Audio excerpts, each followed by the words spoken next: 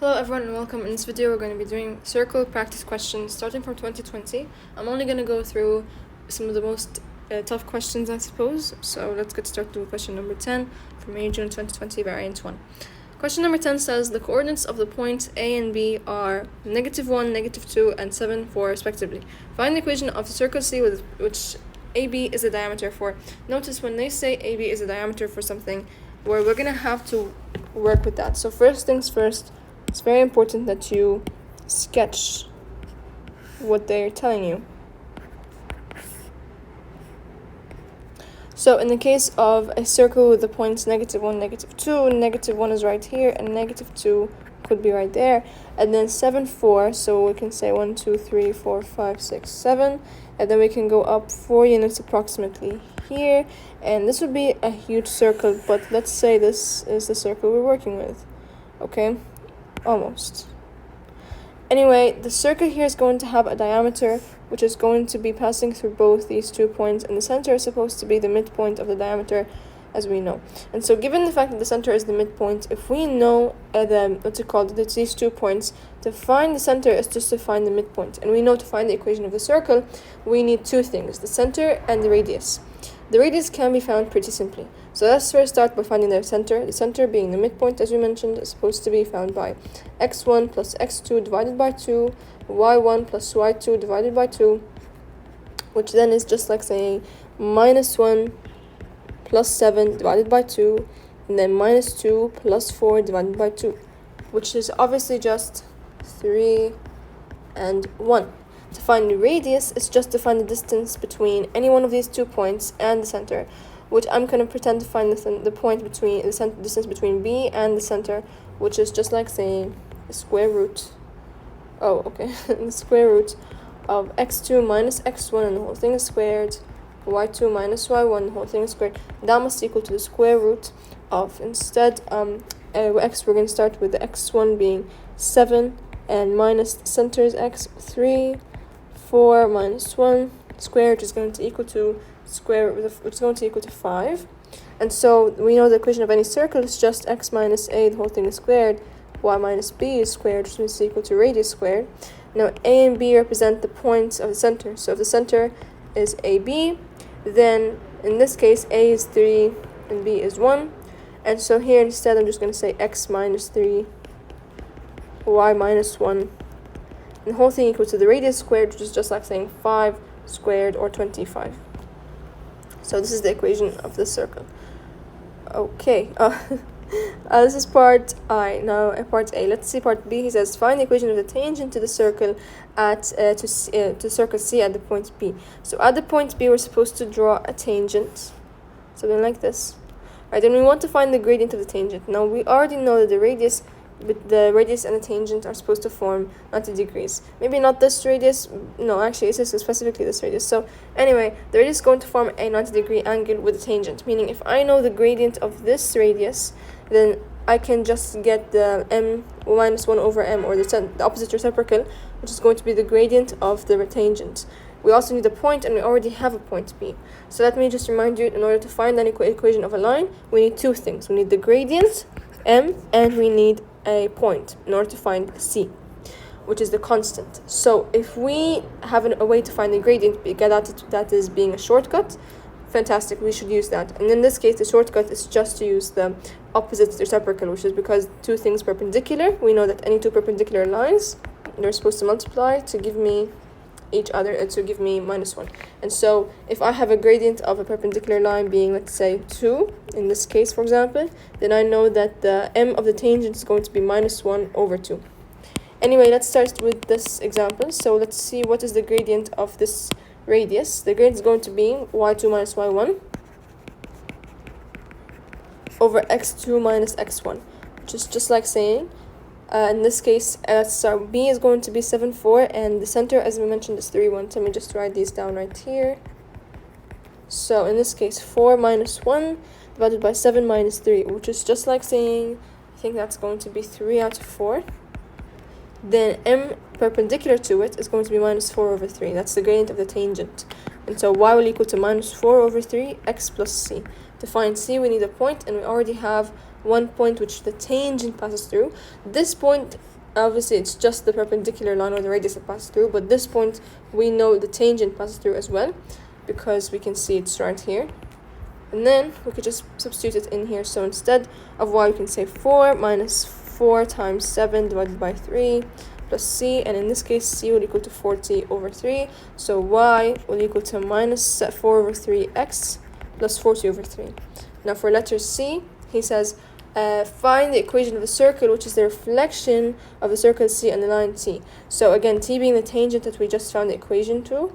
Okay, I'm not sure what just happened. Okay, so the circle is going to be reflected, which means it's going to be like this. If we can copy it, yeah, perfect. Okay, so we can see here that when it's been reflected, I mean, obviously the radius didn't change, but the center did change. And we can tell here the center has been moved such that it's actually exactly the same distance from this point as it is from this point. So if we know this point, which we do because that's B, which is the midpoint, we can use the midpoint in order to find this point over here, because we know the midpoint is supposed to be x1 plus x2 divided by 2 and y1 plus y2 divided by 2. So that means that x1 plus x2, in this case over here, we don't know what x or y is, or y are, so we can name them. We can say they're A and B. And in this case, we already know the center because we found it in part, I think, A, didn't we? Yes, it was the midpoint, and it was 3, 1. So if we know this point, which is supposed to be the midpoint, which is 7, 4, so we know the midpoint is equal to 7, 4. And so 7 is equal to x1 plus x2 divided by 2. And 4 is equal to y1 plus y2 divided by 2. And we already know x1 and x2, but x2 is supposed to be a, so it's a variable. So it's 3 plus a divided by 2. And 4 is equal to, I believe, 1 plus b divided by 2. We can find from here a, and it's going to be equal to, I believe, 2 times 7 is 14, 14 minus 3, that's 11, and then 2 times 2 times 4 is 8 minus 1, that's 7, and so we get the center to be 11, 7. Then, this is still not it, because he wants the equation. So, again, in the equation of a circle, we need the center and the radius. The radius didn't change, it's still 5, and so now we know that x minus a squared plus y minus b squared equals 2 radius squared, so just plug in the values of a and b, and this is supposed to be the equation of the circle. I realize we moved to the other page, so not sure if I can add another page or not. Yes, okay, perfect. Now let's go ahead and solve question number 11. In 11, he says we've got a circle with a center of C, and obviously here he's gave us the equation, but it's not in completed square form, it's in a random form. He says find the radius of the circle and the coordinates of C. To find C and to find the radius, we were obviously like using this form a lot in order to find this stuff, because it's very simple. You know, you just look at this value of a and b, and you just flip, instead of negative they're going to be positive, and you're just going to take the square root of the radius, or the radius squared, to get the radius. So in order to find the coordinates of C and find the radius, we have to put it in completed square form again. And so what we're going to do is we're going to get x squared, and we're going to be collecting the like terms together, and then y squared with the y, and we're going to send the constant to the other side. Now we're going to need to complete the square, so in order to complete the square of 8, we know what to do. It's b over 2, the whole thing squared. That means it's just minus 8 over 2, and that's going to be squared, plus or minus 16. So really it's just x squared minus 8x plus 16 minus 16. And if you want to complete the square of 4, you're just going to add 4 and subtract 4, and the whole thing must equal to 5. Now in this case over here, this is going to be written as x minus 4. And then in this case, we're going to get y plus 2. And then the whole thing is minus 4 and it's equals to 5. So obviously here, collect these terms together and send them to the other side.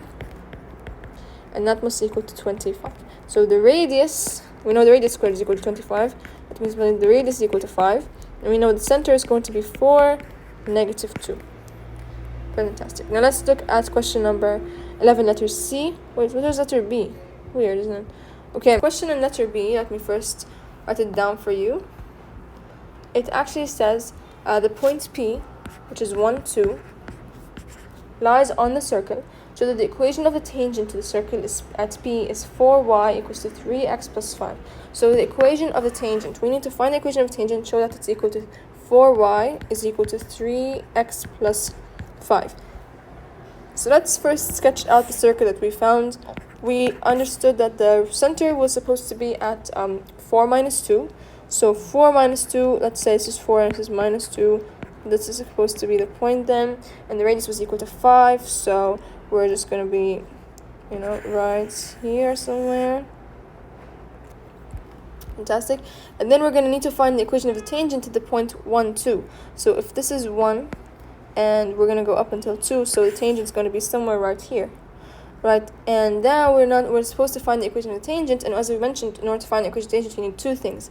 You need the gradient and you need the constant. Now to find the constant, you already have this point, but to find the gradient, you're going to need to get the gradient of the radius, because that's going to be a shortcut, and then you're going to get the opposite reciprocal of the gradient of the radius. And we know this point over here is supposed to be 4, negative 2, and this point over here is supposed to be 1, 2. So to find the gradient of the radius is pretty simple. You just go y2 minus y1 over x2 minus x1, or minus 2 divided by 4 minus 1, which is equal to minus 4 divided by 3. So it's going to be negative 4 over 3, and the m of the tangent is going to be the opposite reciprocal. Now we know the equation is supposed to be y equals mx plus c, and in this case it's 3 over 4x plus c, and I'm not really sure why it's moving. Anyway, we know the point P is supposed to be 1, 2, so substituting these values in here, we should get the value of c, which is going to be 5 out of 4. So we're going to get the equation 3 out of 4x plus 5 out of 4, but he said to show that it was 4y plus 3x and whatever. Okay, can we go ahead and just take this? Take this, copy, and let's paste it right here so in order for us to see it. Okay, so you can see we are very close, but there's a 4 in front of the y, so you have to multiply the whole thing by 4. So you get 4y, and because you're multiplying by 4, when you distribute here, the 4's at the bottom are going to cancel, and you're just going to get 3x plus 5. Fantastic. Now letter C says, let's take a look at letter C. Letter C. They say that the point Q also lies on the circle, and PQ is parallel to the x-axis. So as we mentioned here, we found the equation of the tangent to the circle at the point P. So let's just take a look at our drawing, and I would just like to move it down in order for us to see both our circle and this question. Okay, so we can see here that the circle, we also have a point Q that lies on the circle, and they say that the equation of the line PQ is parallel to the x-axis. So if this is the point P, we want the point Q placed in such a way that we have a line parallel to the x-axis, just like in this equation, in this case, which means the line Q is also going to have a y equals to 2. We don't know its x, but we know its y being equal to 2. Next, he says that I'll write down the coordinates of Q. So in order to find the coordinates of Q, I think one good way of doing this is just to find the values of x when y equals 2, because we know plugging into the equation of the circle, which is obviously supposed to be something like this.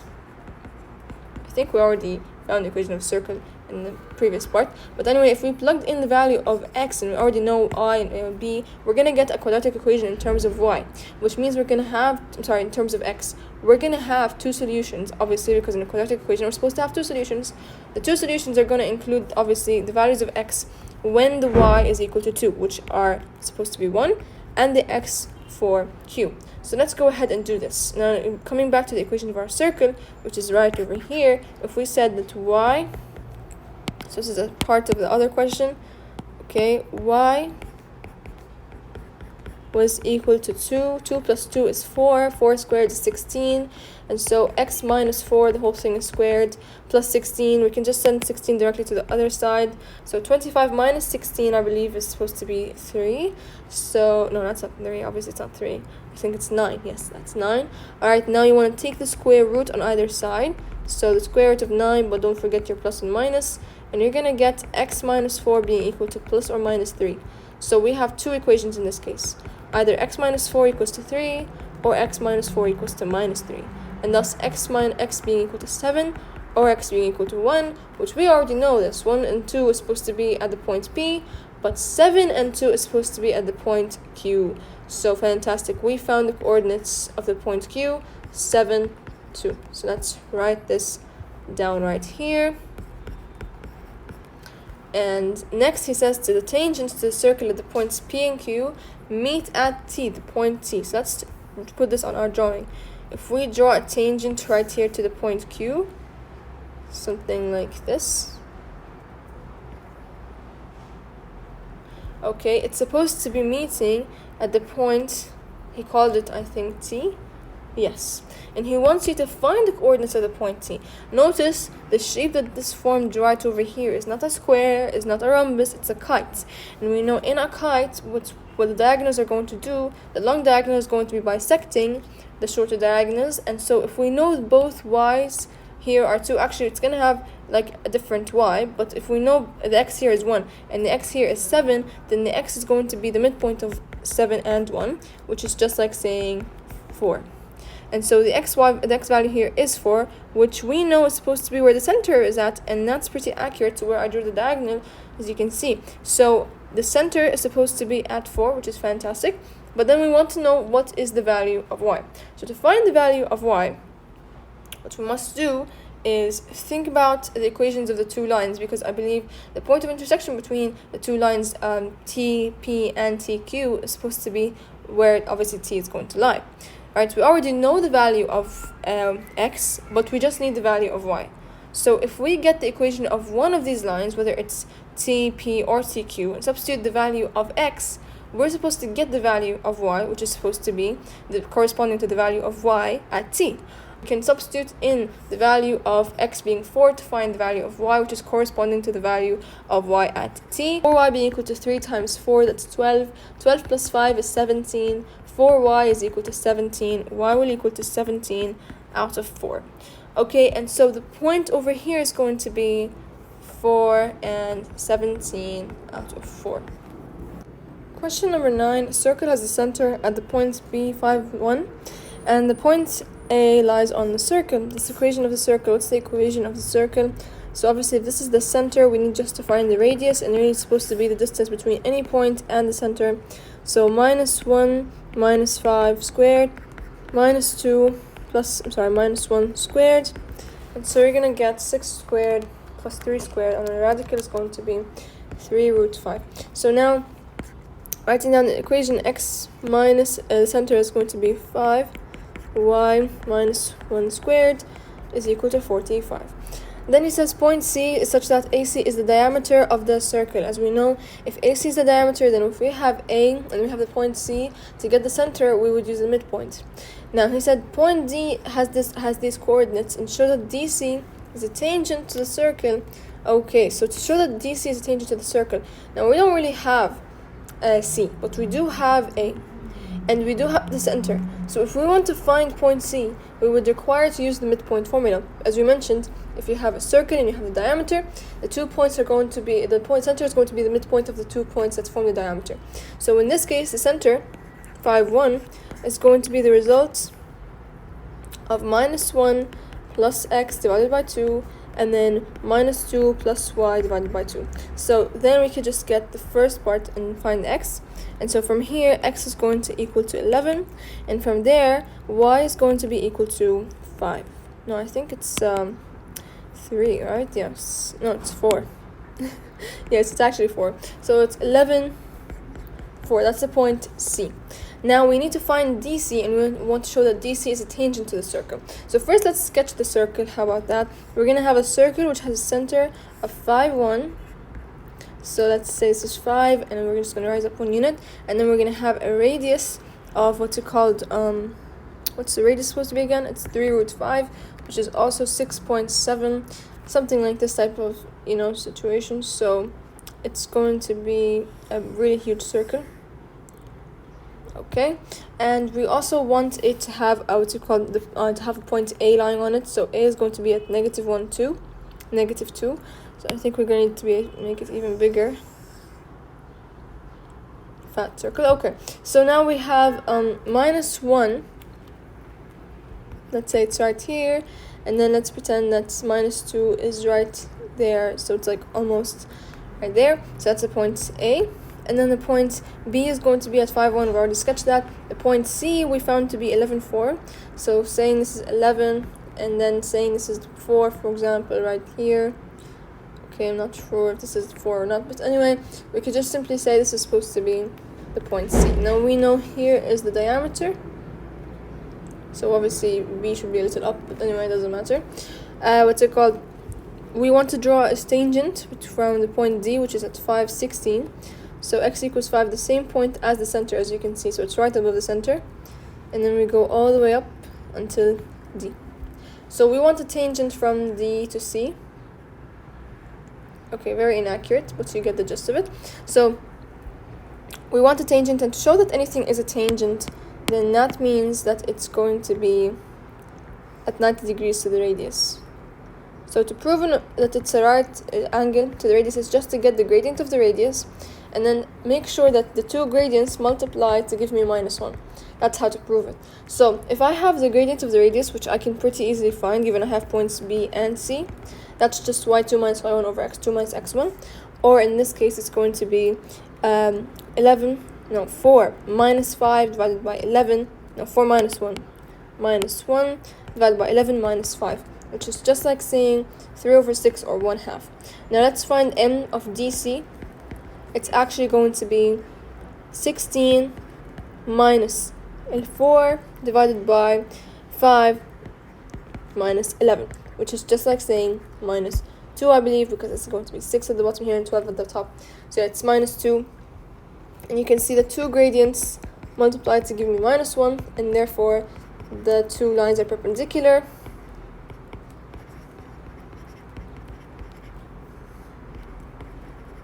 Or you can say that the radius is perpendicular to the tangent. You don't have to write it down, you could just say perpendicular to. Now, next we have letter C. The other tangent from D to the circle touches the circle at E. So we have a tangent that's also from D, and you can see that there will also be symmetry in this question because these two are right above the center point. And if we have another line right here, then it's obviously going to also be at the same y value as C, which is at 4. Okay, and I didn't make up this because we know that any tangents from going from 2 points, we know the circle theorem that says two tangents that come from one point are going to be of the exact same length. And obviously in this case they're going to form a kite because we know the radii are also going to be of the exact same length. So these two lines are practically symmetrical, so if you have the gradient of this line, you can easily just switch it to find the gradient of that one. Now in this case over here, he says to find the coordinates of the point E. Now we know the point E is going to have a y equal to 4, so if you have the equation of the circle, you can just substitute y being equal to 4 to find the values of x at y equals to 4. Another way to solve this is just to get the point E via the point of intersection between DE and the circle. So to find E, we know the y is going to be the same values. So in this case, y is equal to, I believe, 4, just like in the case of C. So in this case, we can just plug this into the equation of the circle, which we did find here. Yes, so we can just say x minus 5 plus, instead of y, 4 minus 1 squared equals to 45, which is just like saying, and then x minus 5 squared equals to 45 minus 9. So if we take the square root on either side, you get positive and negative. X minus 5 will equal to 6, or x minus 5 will equal to negative 6. X will equal to negative 1. X will equal to 9. And we know that x equals to 9. No, it's supposed to be 11. Oh, I'm sorry, it's not 9, it's 11. 6 plus 5 is 11, which is true, as you can see here. And then here it's going to be E at minus 1. Which is great, but yeah, it's really weird that it's at the same value as A. Interesting, huh? Okay. So x equals minus 1, so it's going to be minus 1 for the point E.